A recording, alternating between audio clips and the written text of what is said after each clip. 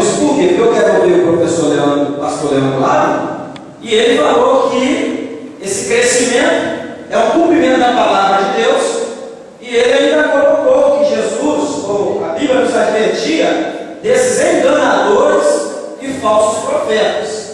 Então eu não entendo como que, por um lado, o trabalho é excelente, o trabalho cobre aquilo que a igreja falhou, mas por outro lado, alguns já veem ou só conseguem enxergar os falsos profetas e pessoas desse caminho. Então eu gostaria de ouvir o pastor e professor Leandro Abel nessa posição e nessa opinião que ele nos apresentou. Aqui, quando falamos de igrejas neopentecostais, tem duas classificações claras, oriundas pelo menos do final da década de 70, e também uma característica de assegurar a doutrina da prosperidade, a teologia da prosperidade e da concepção positiva.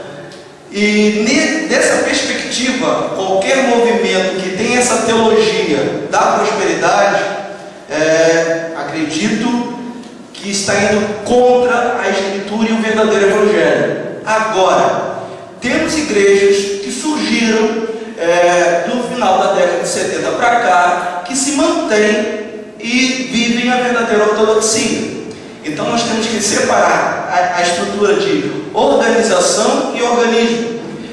Igreja de Jesus enquanto organismo vivo, e essa é uma igreja vitoriosa, triunfante, essa é imaculada, enquanto organização, instituição. Então, quando a gente pensa em falsos profetas, é esses sim que adotaram a teologia da prosperidade e que fazem isso para benefício próprio e para crescimento do ministério particular e sem base nenhuma nas Escrituras Sagradas. Mas esse comportamento não está apenas no movimento das igrejas neopentecostais. Estão também dentro da nossa igreja. O irmão não acredita nisso, não? Que dentro do nosso meio, das igrejas que não fazem parte desse movimento neopentecostal ou os novos movimentos evangélicos também tem essa atitude. Sim. Temos que pegar a parte também da teologia, movimento neopentecostal, no momento que ele contextualiza a mensagem.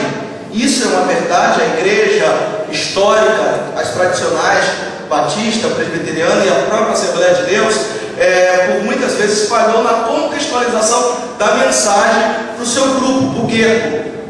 E isso deve ser feito. Agora, em contrapartida, não se deve deixar a doutrina. E falar que as igrejas históricas hoje também vivem essa influência da teologia da prosperidade é uma verdade.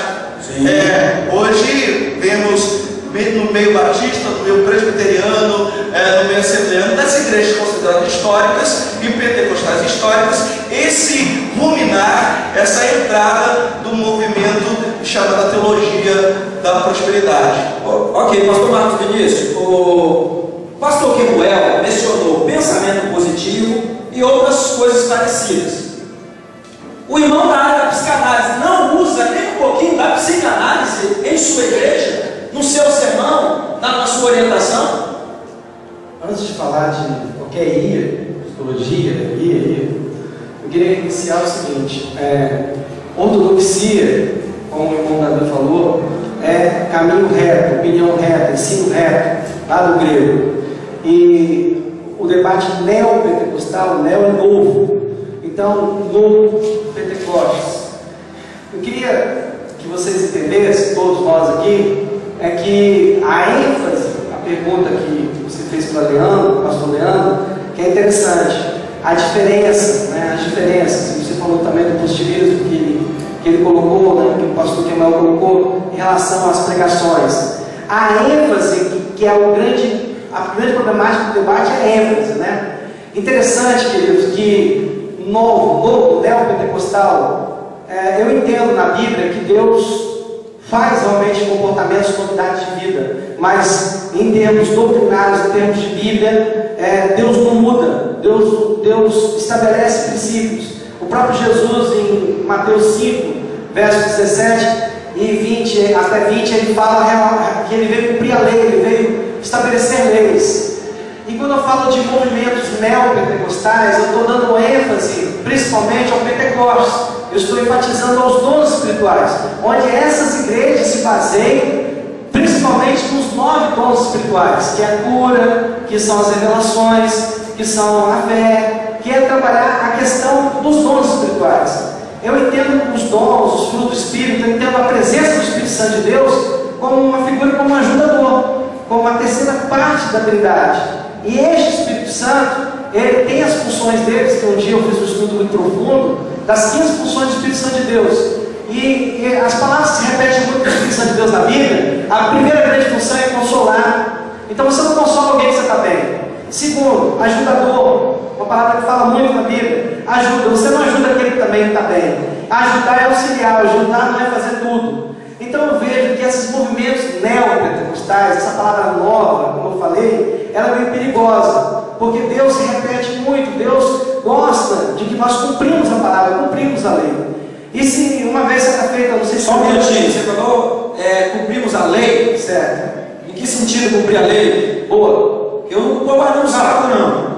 Olha só, para que serve o período da graça? O período da graça veio para todos nós, gentios, até mesmo o povo de Israel, para nós restituirmos tudo aquilo que nós não conseguimos cumprir com a lei, porque a lei era pesada. Então o Espírito Santo de Deus, ele faz o quê? Ele nos convence, ele nos ajuda para meditarmos aquilo que Deus construiu na forma de majestade, que era para nós, que é cumprir a lei, porque a lei de Deus é boa, como eu acabei de falar que Jesus falou isso. Espera aí, detalhe. Então, quando nós estamos caídos, a graça vem e nos restitui e nos ergue, porque não acredito, queridos, que uma pessoa que tem o Espírito Santo de Deus, sabe, faça coisas que descumprem a vontade de Deus no todo, porque o Espírito Santo de Deus incomoda. Ele vai nos cobrar, ele vai nos exortar. Então o Espírito Santo de Deus, ele vem para nos erguer e fazer-nos entender que toda a parte de Deus é boa. É claro que nós vamos pecar, é claro que nós vamos errar, mas o Espírito Santo de Deus, ele vem para isso, também para nos avisar, nos apontar e a nos erguer e a voltarmos de novo, porque a lei de Deus é boa. A lei de Deus fez para nós, porque ele já é Deus. Muito bem, pastor Davi Mesquiati, só voltar mais um pouco, pastor Davi Mesquiati. O pastor Leandro Abel, eu fiz uma pergunta para ele: qual é a importância dos novos movimentos para a propagação do Evangelho? E o pastor Leandro Abel não conseguiu responder essa pergunta. Ele mencionou que é uma pergunta difícil porque não encontrou uma certa importância. Eu gostaria de saber do pastor Davi Mesquiati se existe alguma importância desses movimentos para a propagação do Evangelho. Eu gostaria de frisar uma coisa primeiro. Eu acho que o termo neopentecostal é infeliz.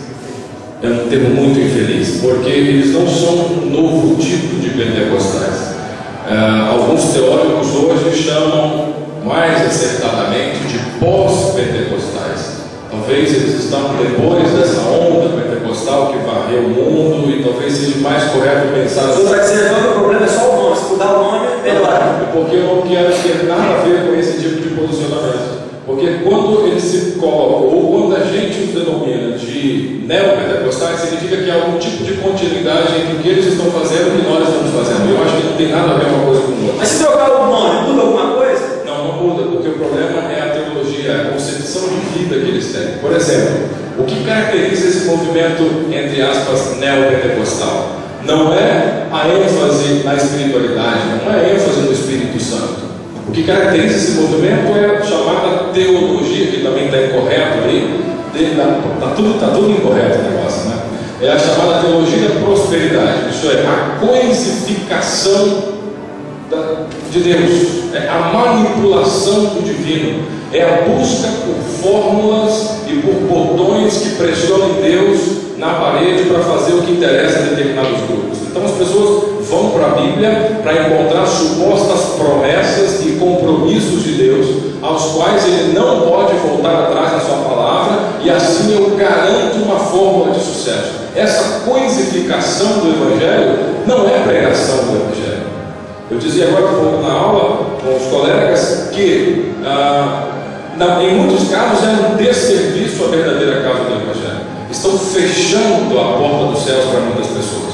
E o fato de ter muita gente só significa que nós estamos seguindo não a palavra de Deus, mas quem sabe a palavra de Gamaliel, né? Se você for em Atos capítulo 5, Gamaliel, quando vão até consultar aí entre os fariseus o que fariam com os discípulos que estavam pregando, Gamaliel dá um conselho, ele diz: olha, dá de mão, deixa essas pessoas aí. Se for de Deus, vai prosperar. Se não for de Deus, esse negócio vai minguar. E a gente seguiu o conselho de Gamaliel e deixou, e eles proliferaram e supostamente estão com cara de aprovação divina.